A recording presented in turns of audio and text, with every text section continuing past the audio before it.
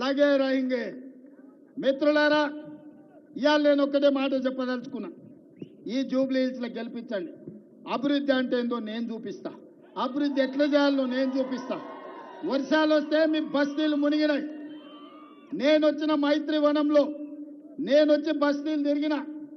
మీకు నీళ్ళల్లో మునిగిపోతే మీ కష్టాలలో మిమ్మల్ని ఆదుకోనికే నేను వచ్చిన ముఖ్యమంత్రిగా ఉండి నేను మీ బస్తీలు తిరిగిన మున్సిపల్ మంత్రిగా ఉన్నా ఆ పోరంబోకు ఆయన ఎప్పుడన్నా వచ్చిందా ఇవాళ మీ పిల్లల భవిష్యత్తు కోసం గంజాయిని డ్రగ్స్ను నిషేధించాలంటున్నా